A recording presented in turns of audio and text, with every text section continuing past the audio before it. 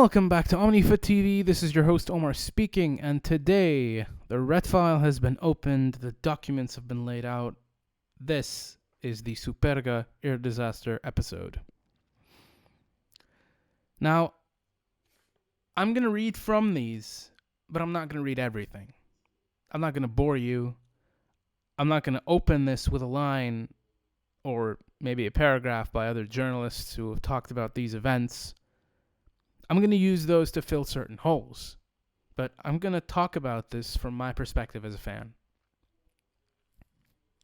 The whole point of this podcast is communication, right? And to me, I think more football fans should do a lot more digging into football history. I think they should read about events like these, and I think they should check their sources. But more on checking your sources later. This airplane incident, this air crash, took place at such a difficult time in general. Italy were basically fresh off World War II. The whole world was basically fresh off World War II. It was quite the dark period. And for this to have happened to the supposed darlings of Europe and Italy, and for the club to never manage to get up from it, for fans of the club to constantly associate it with this plane crash, and for everyone to associate this with the plane crash. It's just for everyone to associate the club with the plane.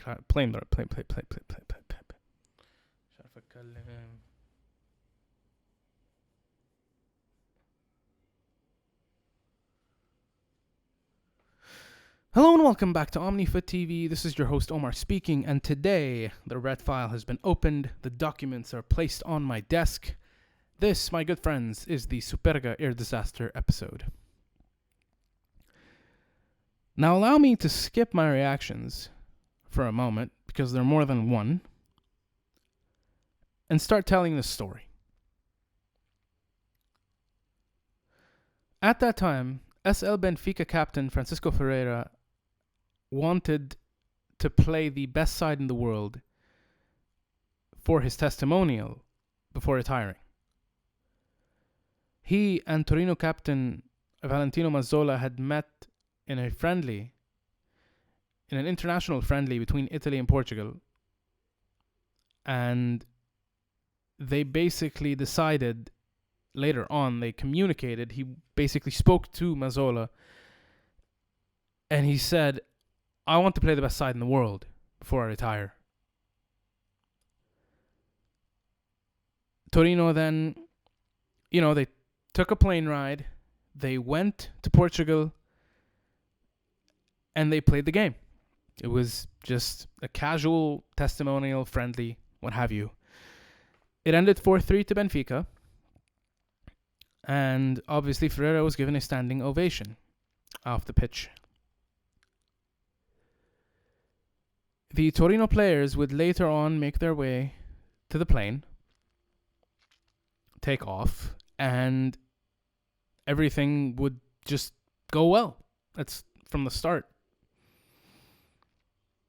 What happened next was the plane's altimeter had supposedly malfunctioned. The pilot got the wrong altitudes. The weather was both rainy and foggy, so they really couldn't tell where they were going. The pilot thought that he was above the Superga, but he wasn't. And the plane crashed on the side of the Superga mountain, close to the basilica. And if you're not familiar with what a basilica is, it is a church. And that particular Superga Basilica, as it's called, it was built in the 18th century. They crashed into the mountain, and all 31 passengers died. Only 3 people didn't travel with the team for that game. The club president and 2 players. One of them was Laszlo Kubula, future Barcelona legend, and the only reason he stayed behind was to take care of his sick child. He had just moved to Turin, And if you think about it, it just leaves you wondering what could have happened had he also boarded the plane.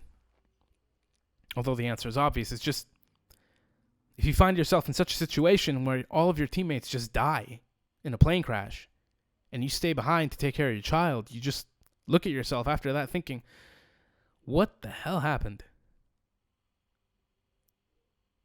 The other player, whose name I can't recall at the moment, he spent a very long time just grieving the event. And I read a quote saying that it was as if these are his words supposedly, and I'm not quoting him word for word, but this is what I understood. He said, it was as if I was left to survive as all of my brothers died.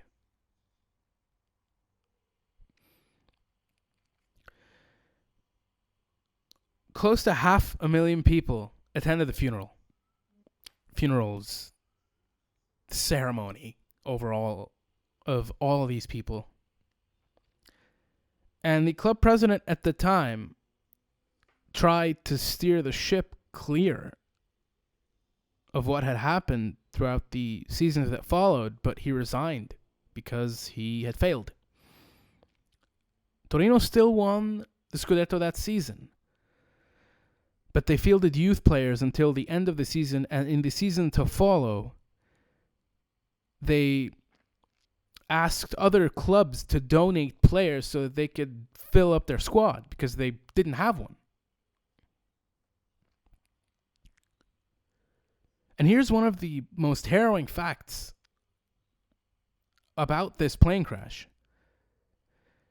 Then Italy manager Vittorio Pozzo was reportedly the one who had the heartbreaking role of identifying the players. And considering the fact that Torino were basically the darlings of Italy, and for the most part, they made most of the outfield Italian team, they were the backbone of that team. Apparently, 10 Torino players were often fielded out at once for the Italian national team. And if you don't know this, Vittorio Pozzo won 2 World Cups for Italy, 2 consecutive World Cups.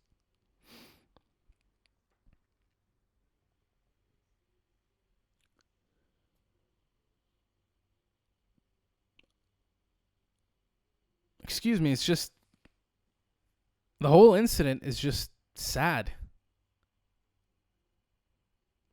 And there are a lot of very strange coincidences.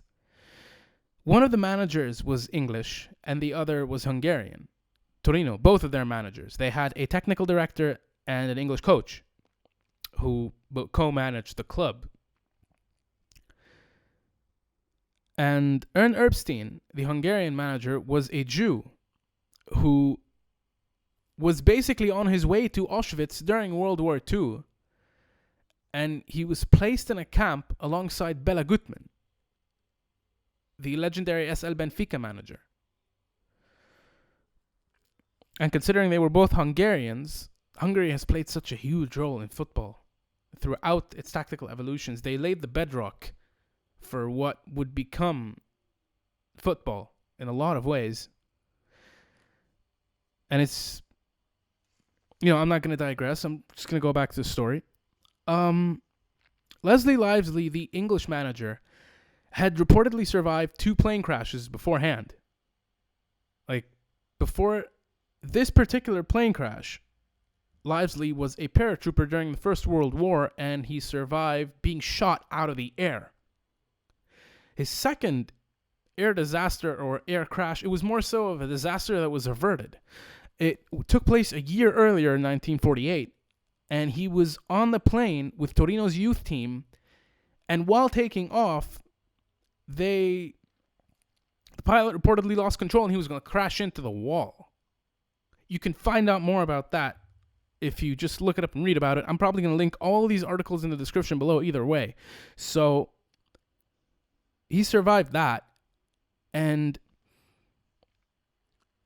third time's a charm, I guess.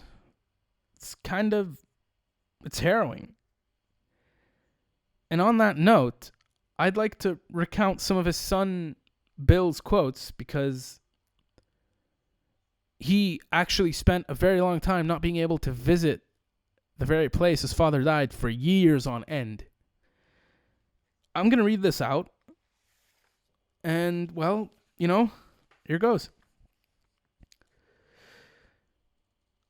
On one such sortie, having been forced to return to base before completing their drop, his plane was shot down over Middle Wallop, just north of Southampton, by American anti-aircraft guns. It was friendly fire. This is the first accident that I mentioned. He was shot out of the air, and it was friendly fire. This is what his son had to say. He was hard as nails, Bill says of his father. He probably thought he could beat Hitler single-handedly. There was a second crash in the war, although Bill can't recall the details. Okay, so there were actually 3 crashes. He survived 3 crashes and not 2.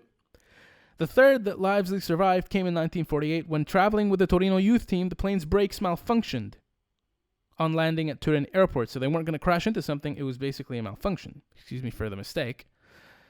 The same year, England traveled to Turin to play Italy. This is one of the strangest coincidences I have ever read in my life. The same year, England traveled to Turin to play Italy. 7 of the Torino team lined up against the English side, led by goalkeeper and captain Frank Swift, who as a journalist would perish in the 1958 Munich air disaster.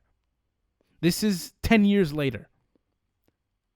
This is one of the most bone-chilling coincidences I have ever read in my life. And it's just... Is there anything to be said about this? I don't think there really is. And this would go on to play a larger role on Italy as a national team, as a country, obviously, but as a national team. Here's another article from the Belfast Telegraph. Italy, World Cup winners in 1934 and 38, failed in the 1950 and 54 World Cup group final stages. They were eliminated in the 1958 qualifiers by Northern Ireland's 2-1 win at Windsor Park. And they went on to become champions in 82 and 2006. But the thing is, they failed throughout the following occasions of the World Cups that they had taken part in. And one of the strangest facts also to come out of this is that the following World Cup after the Torino air disaster, when the Italian team qualified, they traveled by boat. They didn't travel by plane. And although it's understandable, it's hilariously sad. It's scary to think that at the back of everyone's minds at that very point in time, they all thought about the same thing.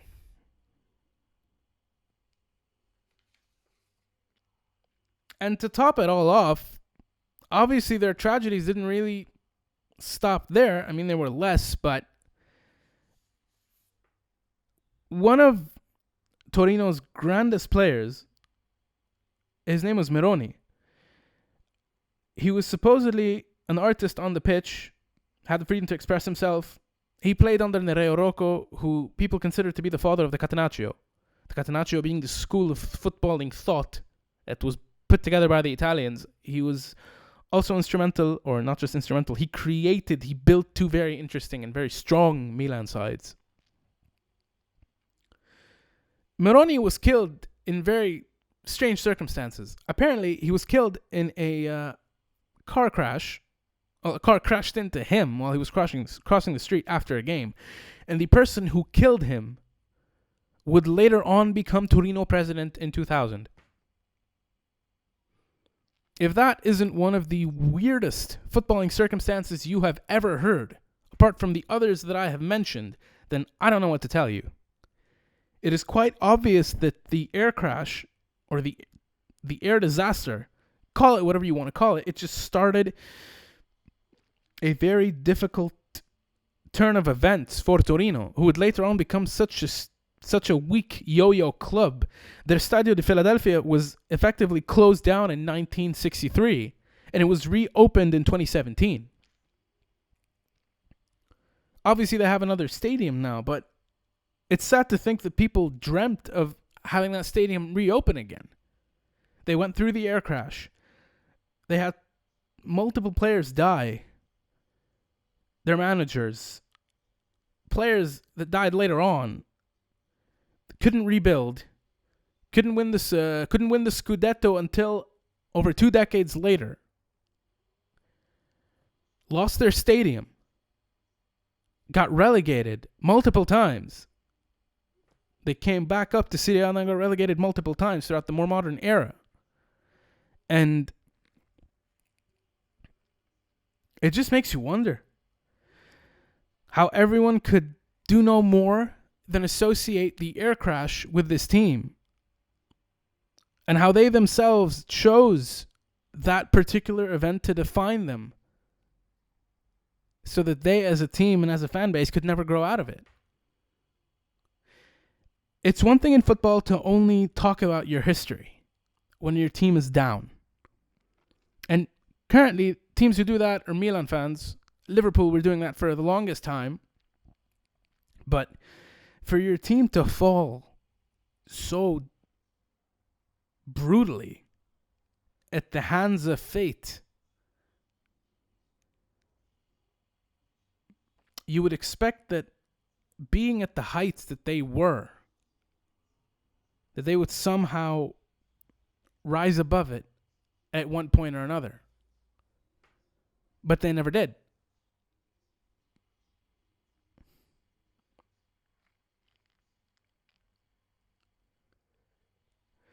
I think one of the saddest things about this is that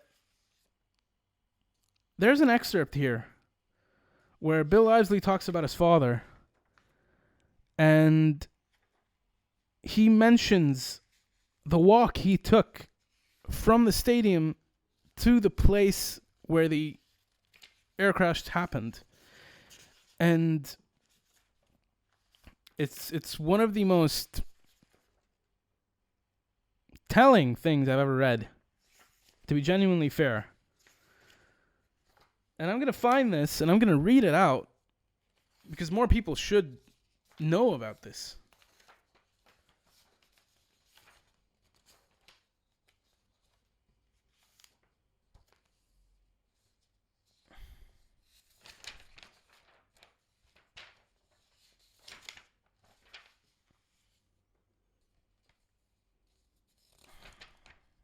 All right.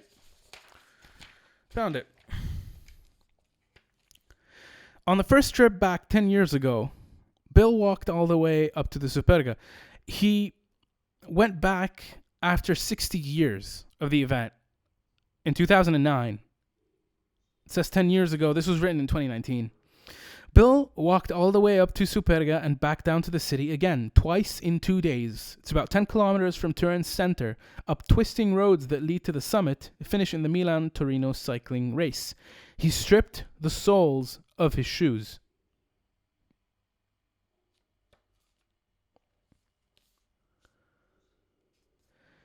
To let you know about the club's record during that season, in 1947-48, Torino scored 125 goals in their 40 matches, finishing with a record goal difference of plus 92 on their way to their 4th title in as many seasons. By the time of the Superga Air Disaster, they had not lost at home in more than 6 years, while their 10-0 victory over Alessandria in May 1948 remains the biggest in Serie A history.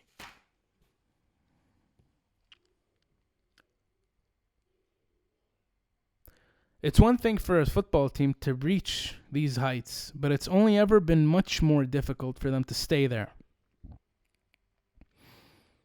And for them to fall and choose to stay in that well, I don't think much more can be said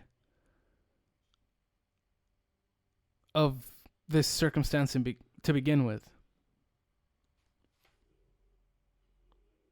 you usually expect someone to come along, be it a club president or players or what have you, someone to come along and to believe in the club again, to renew its purpose, to renew its sense of belonging to the upper echelon of football's greats. And mind you, Torino does belong there for the impact that they had in that period of time. And I think that the greater tragedy is that despite falling so hard, they just couldn't get back up again.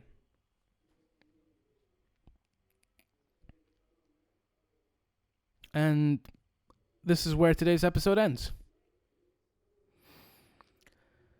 I'd like to let you all know that I will upload links, and I'll place links of these articles in the description below. This has been one of the most difficult videos I've ever shot. Apologies for making a couple of mistakes early on, obviously. But it's just, this is a story I felt should be told. And there are accounts here of people who saw what had happened afterwards. You know, people who spent the rest of their lives grieving over this. That I think a lot of people who deal with grief in general should read. And I think this is a lesson, not just in football, but in life, that despite any and all tragedies that you face, you can't define yourself by them. And it is in the fact that Torino chose to define themselves based on this tragedy that they have never risen from its ashes.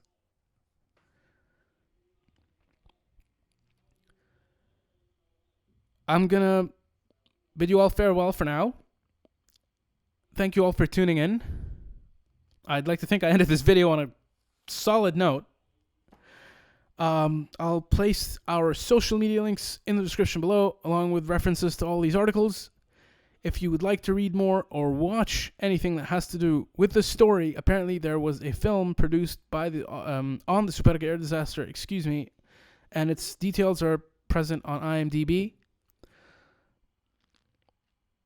Thank you for tuning in once again, and I will see you in our next video.